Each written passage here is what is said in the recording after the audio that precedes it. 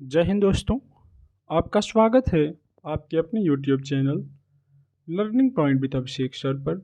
दोस्तों, अगर आप चैनल पर नए हैं तो चैनल को सब्सक्राइब कर लीजिए और बेल आइकन प्रेस कीजिए ताकि आप डेली डिक्टेशन पा सकें। डिक्टेशन अच्छी लगे तो वीडियो को लाइक कर दीजिए, अपने दोस्तों को शेयर कर दीजिए और कमेंट करके हमें बताइए कि आपको ये डिक्टेशन कैसा लगा। डिक्टेशन शुरू होगी 5 सेकंड बाद।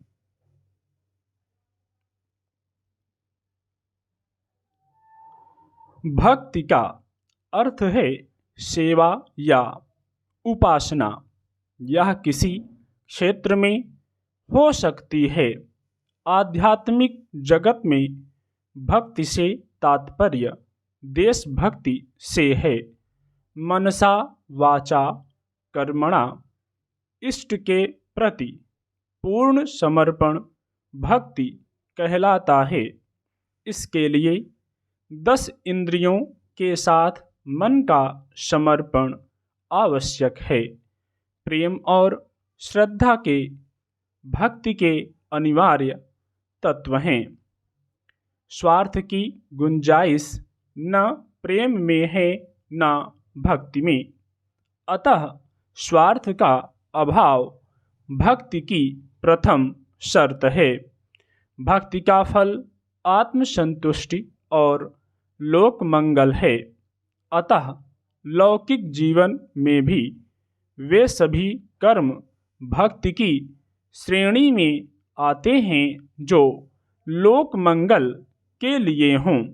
गीता में ज्ञान कर्म एवं भक्ति में भक्ति को ही श्रेष्ठ स्वीकार किया गया है, क्योंकि भक्ति के बिना न ज्ञान संभव है न कर्म।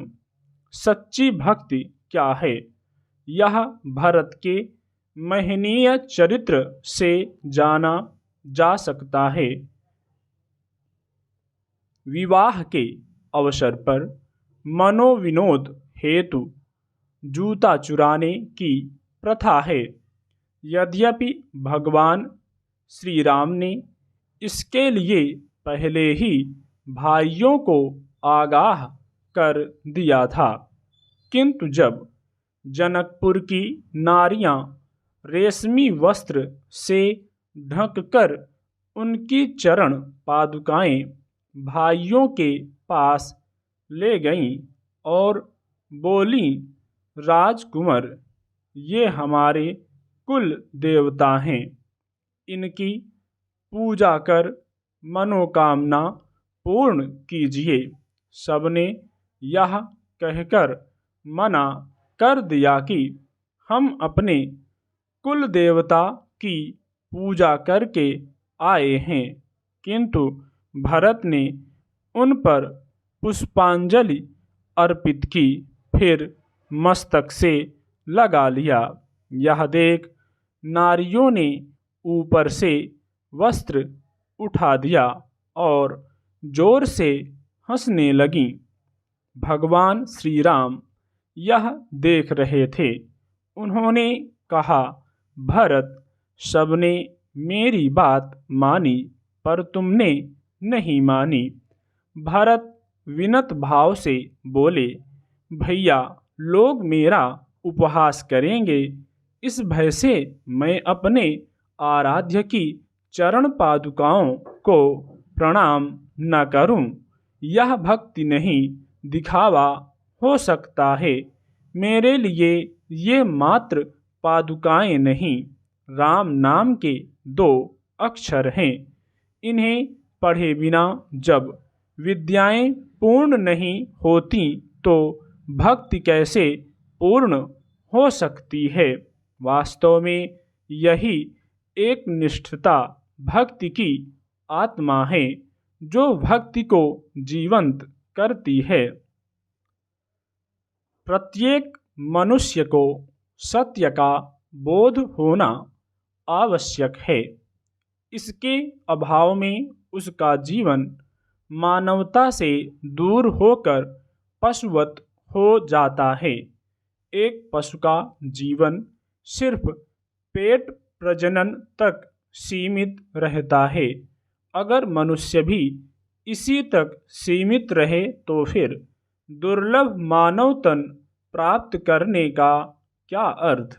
जिन्हें सत्य का बोध होता है वे पेट प्रजनन की सीमा तक सीमित नहीं रहते।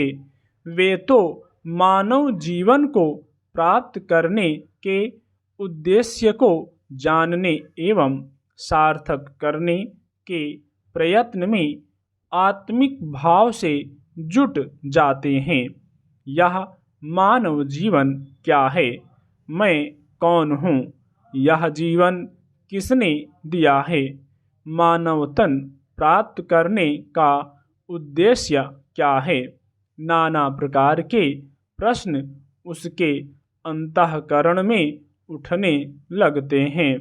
यह संसार क्या है, इस संसार को रचने वाला कौन है, यह संसार सत्य है या संसार को रचने वाला सत्य है। मनुष्य का मन इस ऊहापोह की स्थिति में सत्य को जानने के प्रयास में तल्लीन रहता है। जब वह इस सत्य की खोज में गहराई की तल में उतरता जाता है तो सम्यक रूप में अंतर्ध्वनि सुनाई देने लगती है। स्टॉप।